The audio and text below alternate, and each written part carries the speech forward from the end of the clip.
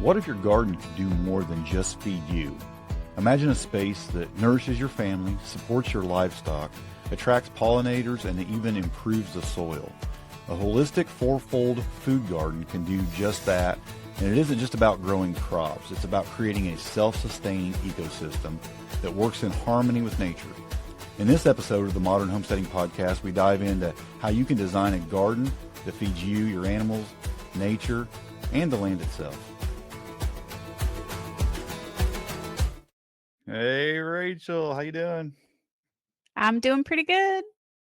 Yeah, you had to get a different microphone today. Last week we had that mic issue, and we had it again today, and you found a different mic, so we're good. I have a different mic. The quality is not as good, but I think my other one might be dead. We plugged it in yesterday and it worked just fine. Today plugged it in and it's like I'm whispering. So The mic you're using sounds great, I think, actually. that's crazy because this thing was like, I don't know, $15. Yeah, but anything's better than that computer microphone we were using Oh, last yeah, week. yeah, yeah. I'm How's things actually going? glad it was the microphone and not my computer. I was a little Yeah, concerned. we were a little worried about that. How's Yeah. things going on the homestead? Well, we've had the craziest weather, but I think it seemed like the whole United States got that weather yesterday with that crazy swirl pattern. And I saw down south there was a ton of tornadoes. But we went from like almost 50 degrees down to it felt like -1 this morning in less than like 14 hours, something crazy. So Mhm. yesterday we had puddles outside and there was tons of water and mud. And then we woke up to snow and ice all over. Yeah, we got Yeah. some cold temps and ice, and I was out working in it all night, and it was yeah, wasn't fun. But we got Yeah. through it. Well, I'm glad you Um, got through it. You're out in it all day long when you're at work or all yeah, night.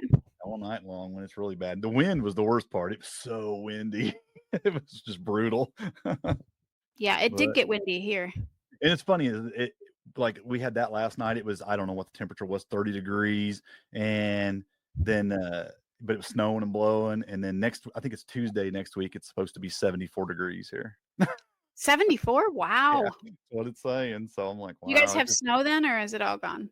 it's gone now. The sun hit it and it all went Okay. away. But We yeah, still have feet to go away. it just gave us like a dusting, you know.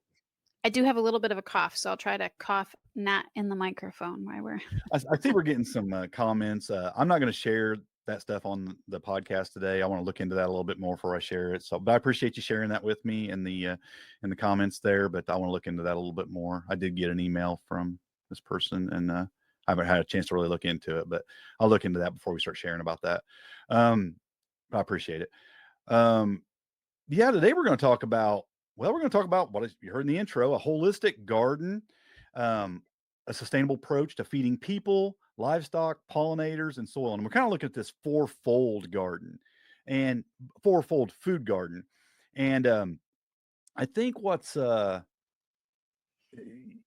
about that is that that's all food. Now, I think you can go way more than fourfold if you talk beyond food. Like if you wanted to talk about medicine, that's another level. If you wanted to talk Yeah, about fuel, that's another level. You can make your own right. fuel with firewood and just there's so many Yeah, other things you can do. water.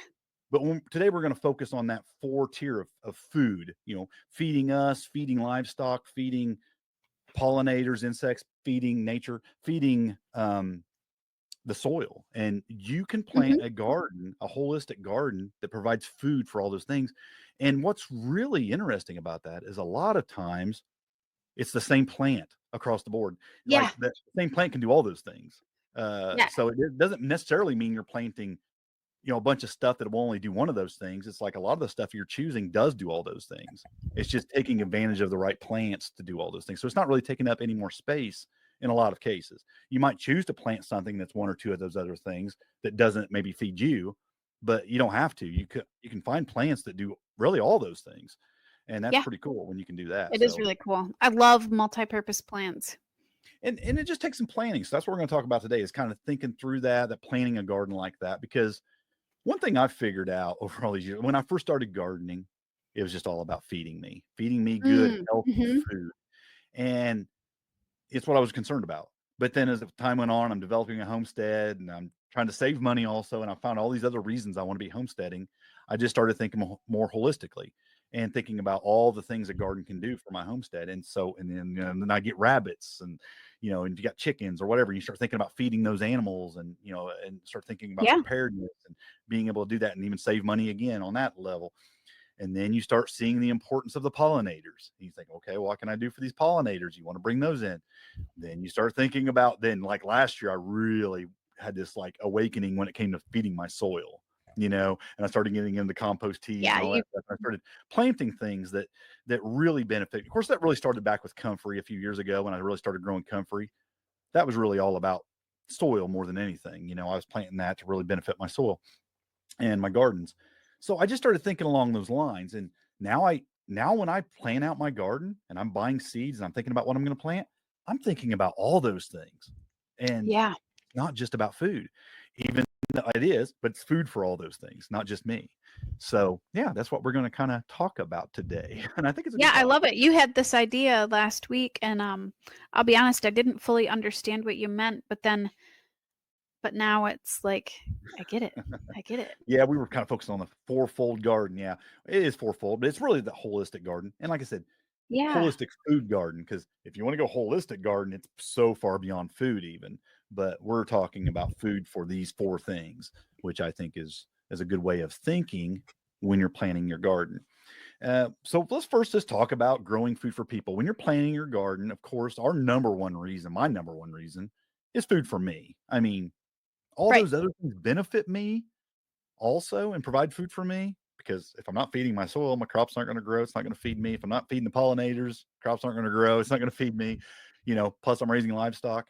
So they all feed me. But when I'm thinking about the actual crops themselves feeding me, I'm thinking of a few different levels on that. And I think number one, I think about my staple crops. Yes. Um, those are just the things I'm going I'm going to preserve, and they're going to feed me all year long. Yeah, And and I those know, seem to be like the calorie crops too. Tend to yeah, lean most that of them, way. yeah. Yeah. Potatoes. I mean, we think about potatoes. That's something Mhm. you're growing, you're putting away. You're gonna, you want to grow a lot of potatoes maybe for your staple crop. We eat a lot of corn here, so we grow a lot of corn. I used to never touch corn. I was like, oh, it doesn't.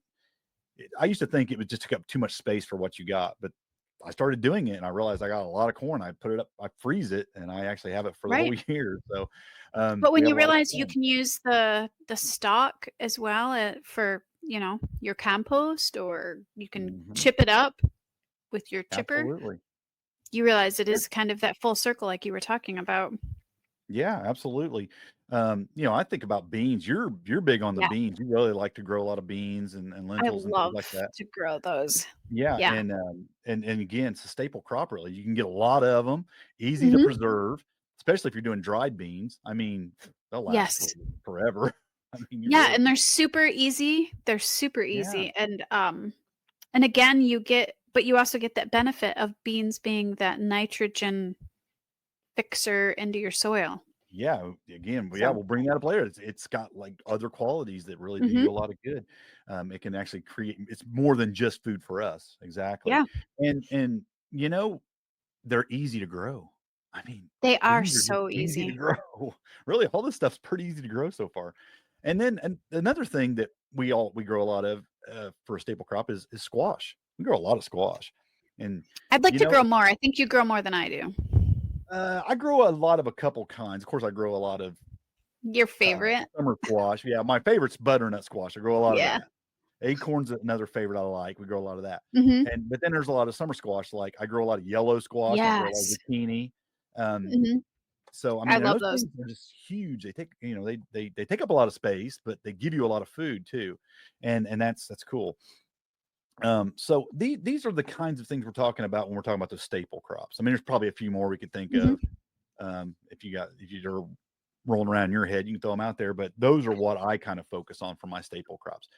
I guess I kind of look at Well, tomatoes, a lot tomatoes of like people, yep, tomatoes, sweet potatoes as well. They're a absolutely, little hard to do up here, but you yeah. can do them. You have a Yep. little bit harder time up there than we do Yeah. here. They grow a lot better here, and down south they grow great. But Yeah. yeah, these are tomatoes. We grow a lot of tomatoes, and it's a fruiting crop, but it's again, we can a lot of it, and you're making several things out of it. I make a lot of salsa, make ketchup, make tomato sauce, tomato Mhm. juice, Yeah. pizza sauces. I mean, you're making all that stuff, and that stuff, it sits on your shelves, and you're going to use that all year long. So it's a great, Yeah. it's just a great staple crop that we treat it that way as well. But then we also grow a lot of leafy greens here, and you Mhm. do too as well. And you do take those farther than I do because you make a lot of powders. You dry and make a lot of powders for like smoothies and stuff. I haven't done that, and I should. I just throw actual leaves and but then you're able to preserve them all year, where I'm not. Yeah, and if I don't eat them, you can get those to your chickens all year round because 'cause you've Yeah. had them dried. So you and that was one of the things, like, with sweet potatoes, the leaves are also edible. So you can use the leaves there, you can there's so many edible leaves. We Hmm. did a leaf podcast last week, but it was a Okay. different type of leaf, but it's the edible for animals, Hmm. and, there's just so many options, and so I just do a mix because it costs a lot to buy those green smoothie mixes that people buy, and I can make Hmm. it. I grow it, so why not dry them and preserve them? And Absolutely. some of these produce so much that you couldn't even eat it all if you wanted to, in I the grow summer so much anyway. Swiss chard, it's unreal. I have, you put one four Yeah, by bed of, I usually split it like half Swiss chard and half kale, and it'll supply me the whole season, the whole summer, all into right. the winter, right till the snow's on it. It'll supply me food, and it produces so much. And what the difference really with the leafy greens versus your staple crops? I think with staple crops, a lot of times you're focused more on calories, where with the leafy greens, you're really focused more on the nutrients. I think it's Yeah, important to have a good combination of both because you get a lot more of that vitamin rich yes. food from your leafy greens, and you get a lot more of the calorie stuff from which you need both. You need both. You need the calories, Mhm. you need the nutrients. So not that they both Well, a have lot of both. times too, you get, like, from your root crops and stuff, you get minerals. Hmm. So it's the vitamins and the Yeah, minerals. you Yep. want that combination. You absolutely want that combination of both. And so, yeah, and what I really love about leafy greens is the fast turnaround. I mean, you plant them and it ain't very long, and you've got stuff popping up. And you mentioned root vegetables. I mean, radish, it's up in no time. You eat the greens off less, a lot of this stuff too. Well, and you And taught me you can pod, eat the little seed seed pods. pods. I love my favorite part of growing radishes is not the root, it's the seed pods. I pickle them, I eat them raw, I throw them in salads. I just love them. I mean, they are so good, and real nutritious and just delicious. But yeah, I love lettuce. I mean, I have lettuce going about every 2 weeks. I'm starting a row of lettuce, and I'm just kind of keeping this row of lettuce going, this rotation going all the time, and I just Yeah. got constant lettuce. And like I said, with kale and Swiss chard, I don't really have to do that because it's just constantly. I'll take a couple leaves here and there, and it just constantly growing the whole season. But with lettuce, I really don't do that. I mean, I'll take some, but then after so many takes, you kind of have to replant because it starts getting more bitter. And after your first Yeah. cuttings or whatever, second cutting, I'll take like 2 cuttings, and then I'm really focused on just Yeah, growing that's a new definitely a row. battle with the bitter. And I always take a patch and I let go to seed too because I go through so much lettuce. I let a lot go to seed, so I have a lot of lettuce Right. seeds. So I'm thinking even along those lines. Well, and you Um, probably toss all of those to your animals yeah, too? Yeah. everything eats it. Yeah, rabbits they love the lettuce. All the kale and the spinach and the Swiss chard and all that stuff. I mean, I eat a lot of it, but I always plant way more than I'm going to eat. Way more. Yeah, and we Um, do, herbs as well. You can plant so many different herbs, yeah, which herbs have are serve so many purposes, and you yeah, can make tea out of them, and so yeah. many things with herbs as well. Just flavoring your food. I mean, who wants dull, plain, Yeah. ordinary food? We want to spice it up a little bit, right? So some herbs will do that for you, and they'll just add flavor, and they have tons of health benefits. I mean, a little bit of herb in all your meals is just so Yeah, beneficial. Um, for sure. yeah, and you're going to grow a lot of fruiting things and perennial things. I think about berry bushes, fruit trees, your perennial vegetables, like your asparagus, your rhubarb, things like that. I mean, get that stuff going. Or plan to have that kind of stuff in your garden because it's all working together, and that stuff just going to keep on producing for you Yeah, I was just year gonna say after all year. of those just keep coming, Yeah, and all you have to do is fertilize them with compost and maintain them. yeah. Just some of that stuff needs to be pruned or cut back, or just take from it and provide a little bit of nutrition for it, and it's going to just provide and provide for you. So Yeah, this is when you're planning out a garden like that. I think it's just really good to think in all those areas. Just really think about like all the different things you're going to plant and provide food for you. Now, there's ways to increase that, like through succession planting. We've done whole Yeah. podcasts on that. That can mean a couple different things. It can mean staggering crops, or it can mean just staggering the dates of plant dates. Like I was just saying with lettuce, it can mean as soon as you got a Right. row gone, you got this other row growing, and you're just constantly having rotation planting. But it can also mean alternating crops completely. That can be a type of succession planting. Right. Like this thing is, say you're growing tomatoes here, but then when those come out in the fall, you've got time to grow another short-term crop, something like a leafy green or something that's going to grow really fast. So you can rotate those in and out between things. So I try to do that as much as I can, especially on a smaller property. I have a smaller property, so I'm constantly Yeah. thinking, Exactly. how much food can that 4x8 bed produce in a whole season? Yep. It can produce a lot because it's not just Well, that's what plant once and out. I tend to use the trellises, as everybody knows, and so I will grow things up, and then so like under my tomatoes, I will Hmm. usually have my basil growing and maybe a cup and an onion here and there, and I just kind of stuff it all in there. But because those tomatoes grow up, and I do prune them, so they do get some sunshine under there with the basil. But you can intercrop too, and just kind of stuff everything in there. Yeah, we had a comment earlier on someone. They said they tried cucumbers for years, and no matter what, they all died off before producing much, and always get that dust mold stuff on them. And yeah, you probably Oh, like a powdery mildew. powdery mildew is what I was going to say. And there's ways around that. You can actually treat that with some organic solutions and Mhm. things that works pretty well. But what I was thinking about, like you were talking about trellis, it made me think about cucumbers because I was thinking what I like to do is you can take a trellis, and I don't know if you've ever done this, make like an angle trellis I that kind haven't, of but I blocks wanna the try. sun. And it blocks the sun. You can kind of grow some lettuce on the backside to kind of shade your lettuce or whatever, and so you can grow, say, something like lettuce that 2 crops doesn't in tolerate the one. heat. Yeah, it's Nice. covering it, shading it, and get that lettuce underneath your cucumbers, which is kind of cool, or some other thing that doesn't Right. like full sun. Yeah, so that's kind of fun to do. I've done some different things like that. Yeah, and Um, sometimes getting things up off the ground can help with powdery mildew and giving it a little bit of airflow. mhm. Yep, yep, Yeah. yeah. Thinning them out, if you can spread it out and get that trellis kind of opened up, and you can kind of vine. I will, as things are Yeah. kind of growing, I'll try to spread things out a little bit and kind of walk them around a little bit and tie them around and kind of try to spread those leaves out on the trellis so there is some airflow through there a little bit and it's not so tightly grown.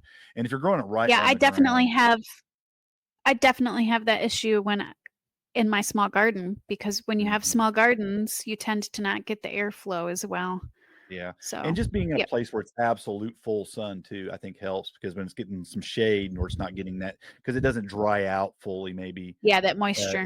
if it's got some partial shade too. So that's part of it, I think. Yeah, humid Um, climates. I know one of the things I used, and you could try them, is, was milk, spraying milk on my yep, leaves.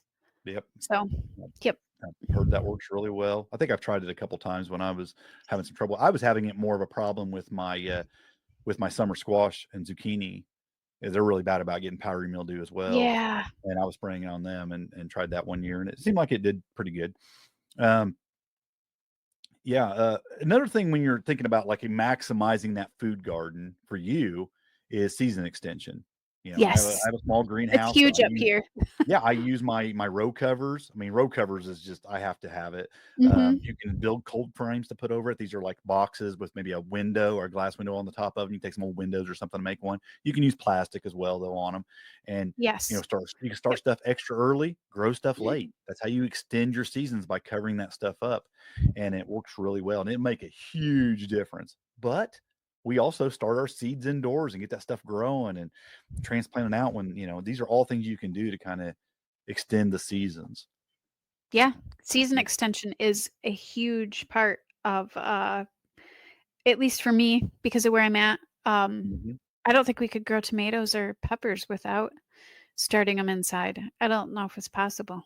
Yeah, you wouldn't yeah, you'd have to definitely focus Yeah. on stuff that produce a little bit quicker for sure. Yeah. Or buy them that's already, Yeah, I mean, you could do that, done. and no, Yeah. there's nothing wrong with people starting there, but I like to have specific varieties, and I doubt that I could find them at the store, and Right. that's one of the reasons I start my own seed. And then the other thing is grow things that preserve well. Storage crops, Yes. like root vegetables, squash, the dry beans we were talking about earlier, those kind of things you can just, and then just going into canning, things you can can really easy and that preserves really well. Things Mhm. you can freeze that hold up really well. There's a lot of this stuff that you can just make it last all year, provide a lot of food for you.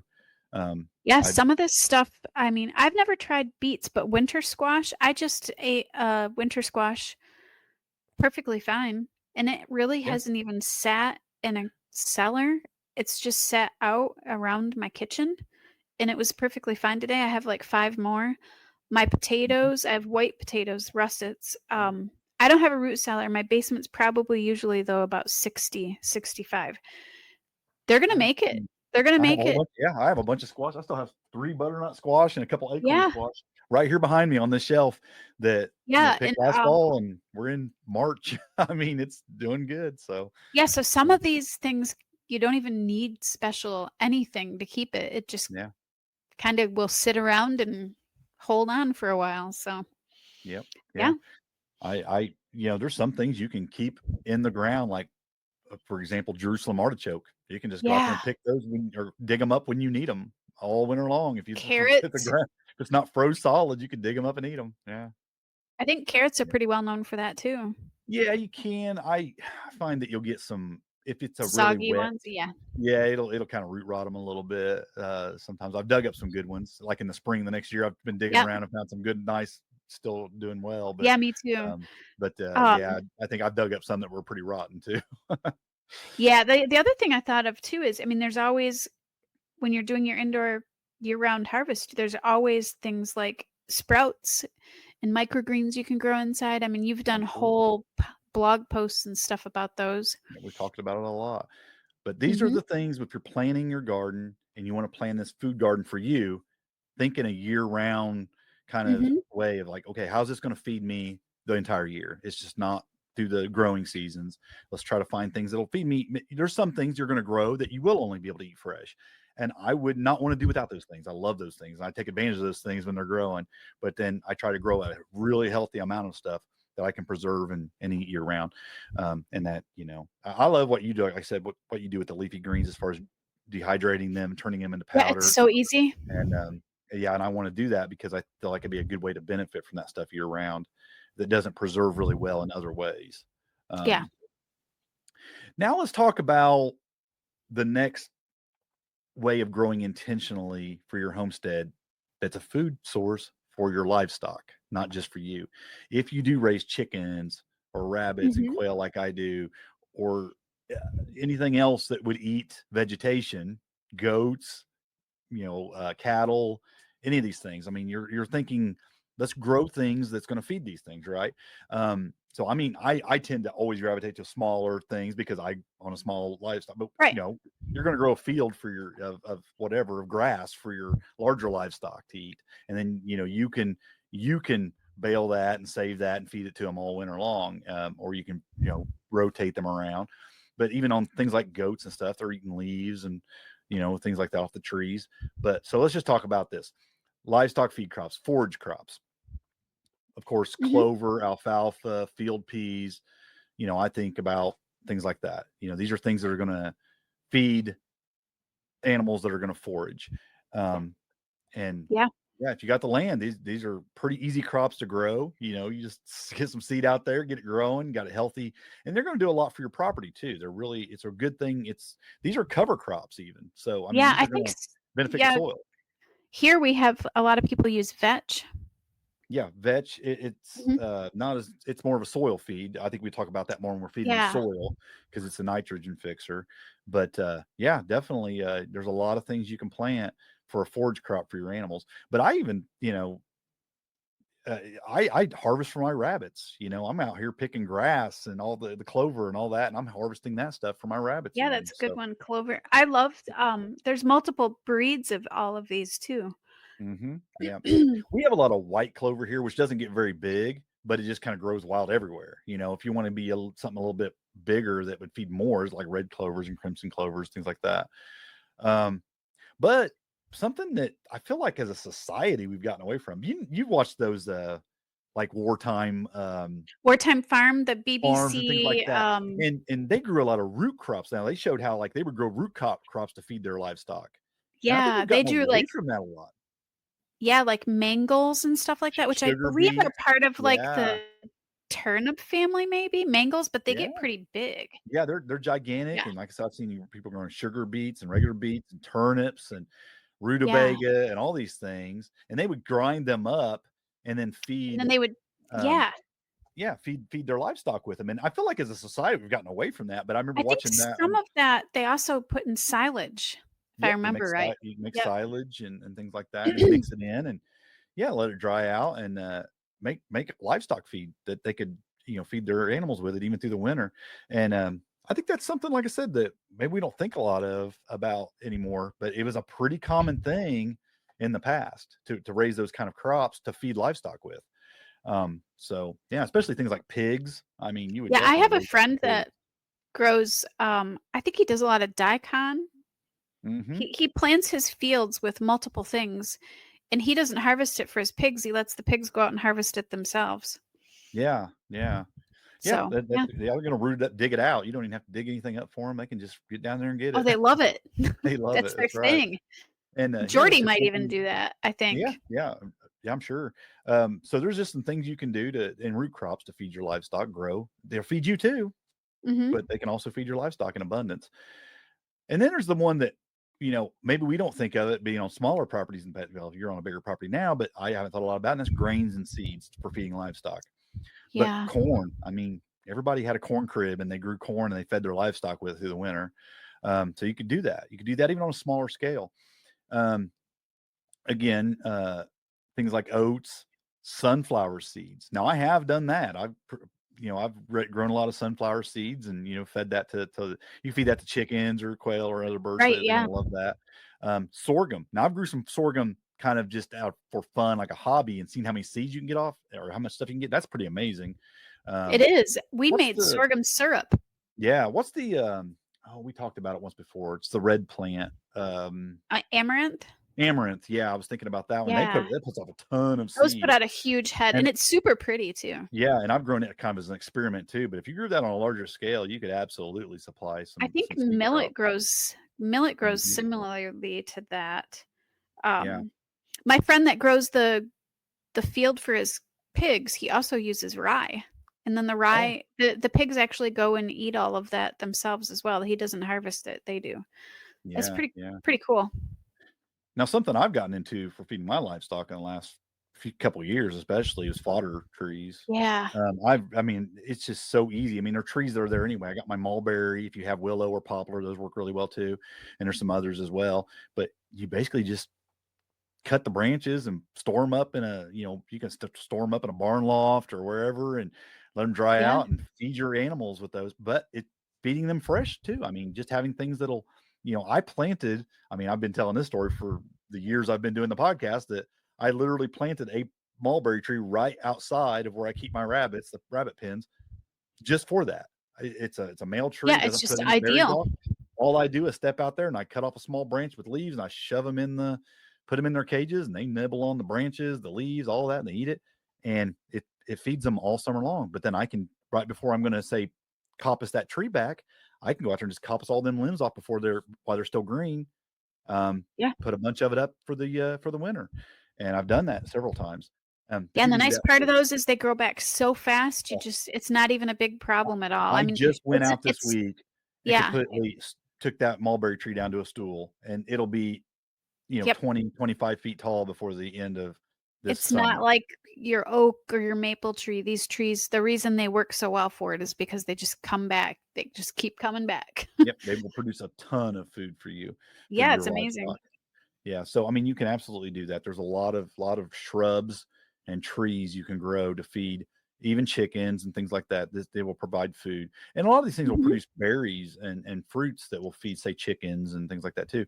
Um, Right. I mean, one of the things I've seen or heard a lot of people doing is building or having a tall or a large mulberry tree that actually does produce mulberries that hangs over a chicken run, and it just drops all Yeah. those mulberries right in there. Chickens eat a ton of them, and it gives them a lot of food. So, we have a lot of that going on.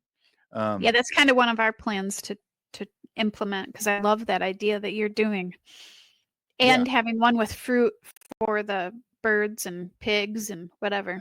absolutely, and they'll just drop in there, and it feeds them, and you Mhm. can eat off of it. Your animals can eat off of it. I mean, there's a lot of you can like you've brought it many times. You can eat mulberry leaves we can eat those. Um, Mhm. so I mean, Yeah, there's there's one things. of the things that I dry and put in my grain Yeah, powder. yeah. So I mean, there's opportunities there for food for you and your livestock.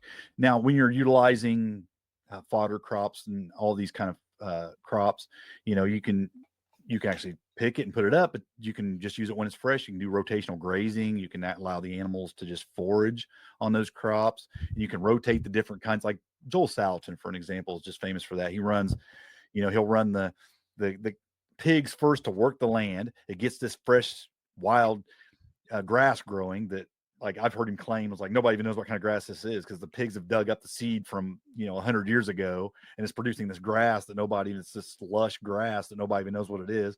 The cows come through, they eat that, they drop their patties all over the field. Then he runs the chicken runs behind that, and the chickens eat the flies and the bugs and the grass and whatever behind that, and he's just using that field. Plus, he's fertilizing it the entire time, and Right. Yeah, it he works just runs this perfect. rotational grazing through these fields, and they're just the most lush, green, highly producing fields for food that you can imagine. And So he's yeah, building soil doing that. So, yeah, and you get compost contribution doing that from all the different livestocks. Again, the poultry are going to do the pest control by eating the flies and the larvae and everything out of the manure. Yeah, I mean it's a great way to utilize what you have there in every way. So yeah, and then like I said, things like goats and stuff, they're going to eat all the low hanging limbs. If we talk about silvopasture and running, yeah. animals around trees and things, they're going to reach up and eat the lower limbs. They're going to the stuff that drops. They're going to eat even things like pigs. If you got like trees that produce nuts and fruits, they're going to eat all that drops. I mean, there's so many ways to produce Right. food. And it creates Um, a system for you because if you don't pick up that fruit, you could possibly cause a disease issue. But if you run the animals through there, they pick it up for you. You don't have to do any work and they're getting fed at the same time. It's just such a yeah. great system. So that's the second way you can plan your garden to provide food. Provide food for you, provide food for your livestock. But we didn't talk about a lot of things, I'm sure, but there's a lot of ways to, Oh, we to could, think yeah. about that and plan that so we can feed both you and your livestock. But something that, I've realized the importance of is feeding nature and primarily Yeah. pollinators in that. And that includes, bees, butterflies, other beneficial insects, even ants will pollinate. I mean, they'll crawl around on things. So it's not just limited to bees, but we think about bees a lot of times when we Right. think about pollinating plants. But these play just a crucial role. I mean, if you want to have a really highly productive garden that feeds you and your livestock, you got to have some pollinators for Yeah. You got to have most bugs. crops, most any crop. Yeah, you got to have them. It's just we think about, oh, I got too many bugs in my. Well, you got to have them, or you won't have no food. So they're important. They're an important part of your garden. So plant some things that will feed the pollinators, feed the nature. Now, here's the thing though. You almost don't have to think about this for the most part because most plants you're planting do feed the pollinators. So, but there's things you can really plant that will attract more. And that's important, I think. And and habitat's important too. So let's just talk about some of that. Native flowers. It's a really good idea to plant some good native flowers for your area because these are going to obviously these attract your local Yeah. pollinators. So depending on where you're at, this may be different, but Yeah. for our area, Yeah, for sure. coneflower is one we could do, milkweed for butterflies, bee balm, black-eyed Susans. These are some of the things we would plant here that would draw in some Yeah. pollinators. But then a lot of herbs. Well, I see my herbs in my garden probably get the most pollinators on them. You know, lavender, thyme, mint. Well, I tell you what, Oh, probably they draws really in love more. herbs, don't they? I think probably what draws more. I see bumblebees more than anything. Comfrey flowers. The bumblebees are always those. Yes. They're just hanging on those They flowers love constantly. them. The It's wood bees, crazy. the wood bees and the bumblebees both just so attracted to those comfrey flowers. They're just little tiny flowers, but you just see them I can't hardly walk by a comfrey plant that's in flower and not see those bees hanging on there. It's amazing. Yep, Um, for sure. and that's, and that's an herb. So there's a lot of herbs that are going to provide. Again, some of those flowers we mentioned are edible by you, edible by Mhm. livestock, and attract pollinators. Obviously, the herbs do the same thing, and trees. All these trees that produce flowers, and you need the pollinators for those. If you want to have a lot of fruit, but your apple, your cherry, and then I think about my shrubs like my elderberry, a raspberry, blackberries, all these things. If you have a lot of those things, they're providing food for you, livestock, and now the pollinators, Yeah. and just nature in general. And I put pollinators in there with all of nature because I like to attract all of nature, really. Now, that can definitely become a problem when you're talking about deer and rabbits and things like that. Because, if you got too much of that, obviously it can be an Yeah. issue. But and at some point you might have to control that or fence things off or whatever. But I enjoy having all of nature really in my garden, until it starts becoming a problem, and it can. And it can be that way with insects too. I mean, sometimes you need a good balance of insects because there's insects that will pollinate, but you don't want too many of them. So you want what we call the beneficial insects, but those Yeah. oftentimes feed on the destructive insects. So you got to That's have the both. thing. That's why it's a balance, and It's a people, balance. it's hard to get there, realizing that you can't just eradicate all of the bugs because Yeah. you need those. We have a comment from Immediate Cargo. He says the dragon's breath that we had always had bees going to them. Is one for I don't even know what that is. The dragon's I breath. Do you don't know what either. that is? I was just I thinking that's a really want to look it up fun now. name. I'm Now I'm like, gonna I have to want to go look look it this up. up. Yeah, I'm Yeah, gonna I look that know one up. the bees,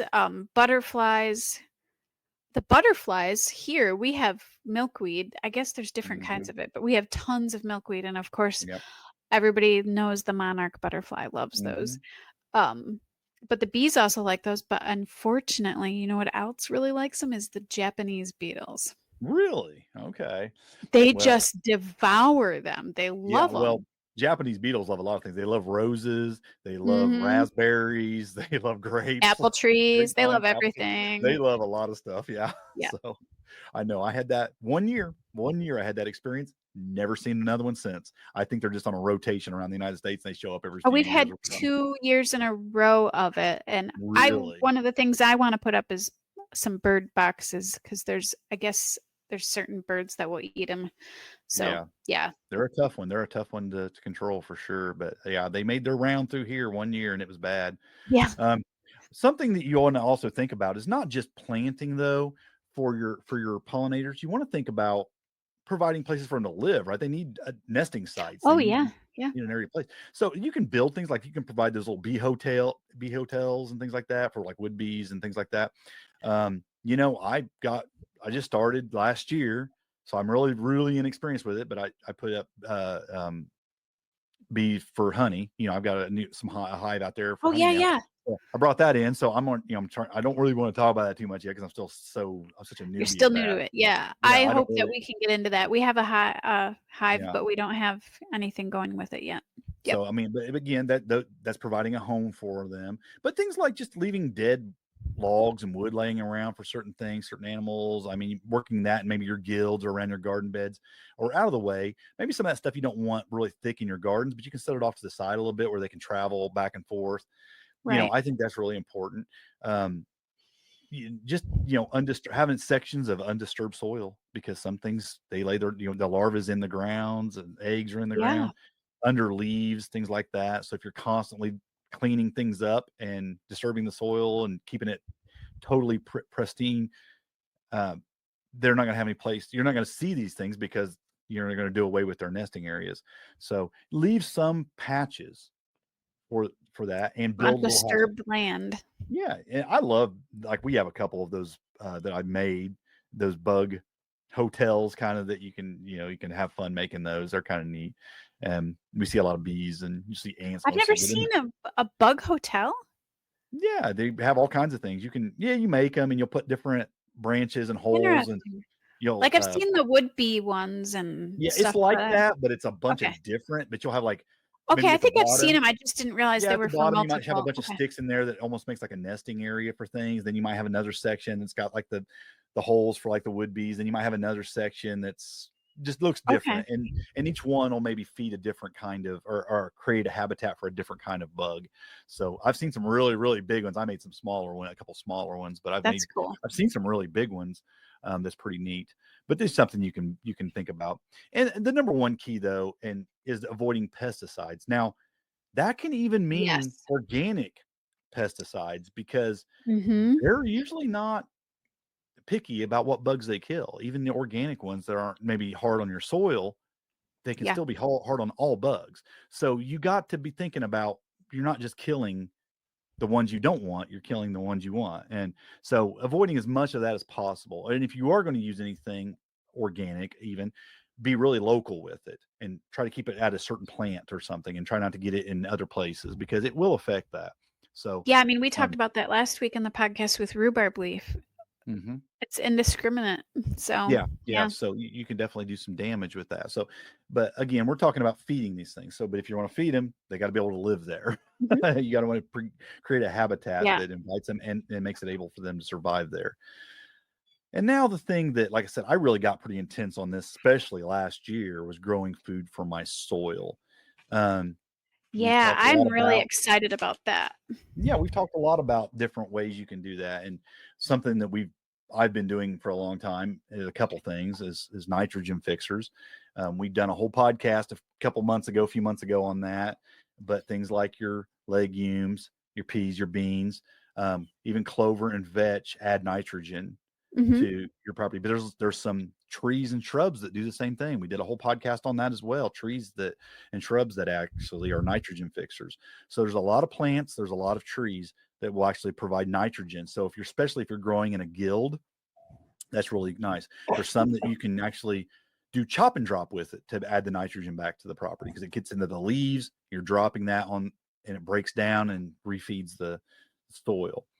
So chop and drop crops like alfalfa, comfrey has been my go-to on this property, and they don't just the thing about those are not just providing nitrogen; they can provide all kinds of minerals through chop and drop because some of these are dynamic accumulators, which is another Yeah. thing we talked about. Comfrey is one, dandelions one, yarrow. There's some others. There's a lot of others. There's a lot of Um, others, yeah. If they yeah. have a really deep taproot, they usually are. Yeah, so when you can, those minerals will kind of and all the good stuff, nutrients, all accumulate in those leaves and stalks. You cut that back, you drop it, it breaks down on top of the soil, feeds the soil. So that's pretty cool when that can happen. And cover crops, just in general, buckwheat, rye, crimson clover, they do a lot of things. They don't just feed the soil, but they can prevent erosion, build up Yeah. organic matter, which breaks down, feeds the soil.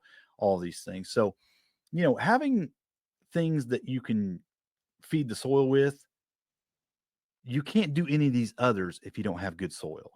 That's the thing. You want plants that are going to feed you, your livestock and the pollinators, the soil's got to eat too. So you've got to think about feeding the soil. And mulching can Yes. do that, wood chips, leaves, retain that moisture. The soil's got to be healthy. Um, Yeah, and covered. and And covered. that's what the chop and drop does is it covers the soil. And what's cool about a lot of these plants, though, you can actually take them and to break them down. Like you can actually apply them, like you said, chop and drop directly to the soil, but you can also add them to your compost. And now all that breaks down into your Yeah. compost and it makes a really good, rich compost. You can also absorb it into compost tea and make a compost Yeah. tea that you can spray on your garden and feed your soil. You can do all these things to feed your soil. You can even, if you're a person who tills, you can till it into the soil and it'll break down even faster. But then again, you're disturbing the soil food web when you do that. So there's some pros and cons to that. But if Yeah. you are somebody who does that, you can do that. So those are some strategies for feeding the soil. But here's some other strategies. No-till gardening, which is something I'm really trying to. My strategy is the first time I break soil on a place, or first time I take a place where I'm going to put a garden in, I do break the soil. I will Yeah. till the first time. Then after that, what I like to do is no-till. I like to just add to it and Yeah, kinda like layer that it. lasagna I do method. some You just keep lasagna, adding to it. It's like this just keep layer adding after to it. layer after layer. Yep, I'm adding compost. I'm adding a lot of biomass. Usually, you can do that with cardboard. You could do it with a layer of leaves or dead grass or whatever. You could do different ways of biomass, and then compost on top of that, or manure, and break it down. You know, you don't Yep. have to. You can take a fork and just kind of loosen the soil so it'll kind of work in there faster, but you don't have to till the soil. And so a lot of these plants that you're growing like that can be used to feed that soil in a no-till gardening setup. And I think it does a lot better job of preserving that soil structure, and it really encourages the microbial life and even the um, just all the beneficial things, the fungus Yeah, and the everything that's in there, mycelium. mycelium, all that stuff. You start disturbing all that stuff, it'll come back, but it takes a little while. So it's just better not to disturb it if you don't have to. And you could some other things you can do. Obviously, we're eating the food. Okay, Right. we're having scraps. Take those scraps and put them back in the compost. Feed that soil with those scraps, those leftovers of all this green that you're growing. Don't just throw it in Yeah, the I mean trash. that becomes full circle, doesn't it? Yeah, You eat it and then you use those scraps to either feed your animals or the compost, and then the and animals feed the yeah, compost. One and one of yeah, those circles, you they're just keep yeah that they're circle. producing the manure, that you add that to your compost, and all this stuff Yeah. is contributing to a healthy soil if you do it right. If you try to close that loop and you keep things going, it's all contributing really well. And Yeah, and the more I, diversity you have there, the better your compost is gonna be, the better your soil is gonna be. yeah. So, I don't know if, he froze or I froze, but I'm seeing my timer still going. So, we'll see. We're still live.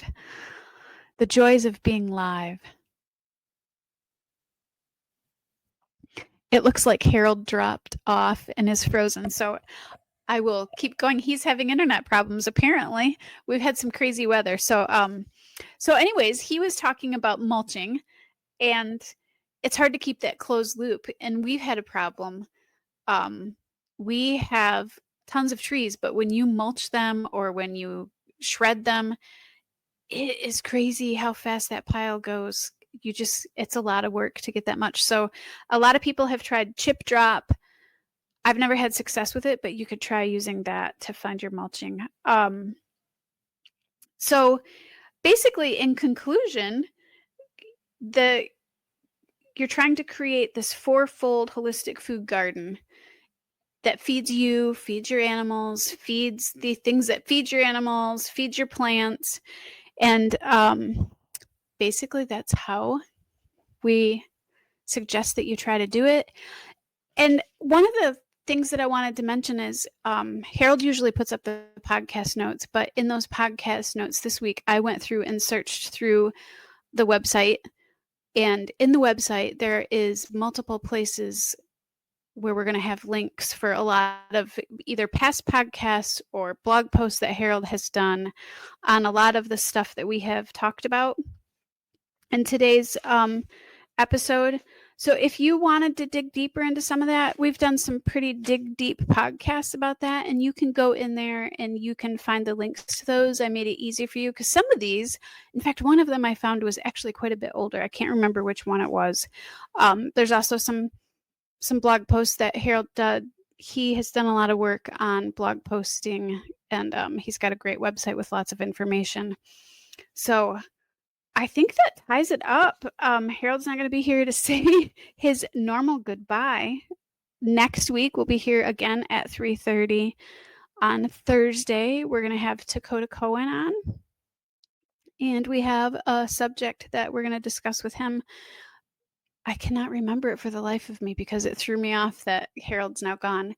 You guys will have to excuse my mess here at the end. I'll just add that you can see I've been moving into my little pantry room, and it's a little bit disorganized, but you can see my grain storage over there and my books and my antique library dictionary cart over there. So anyway, I'm going to close this. I've rambled a little bit. And we'll see you guys next week. And remember, grow where you're planted.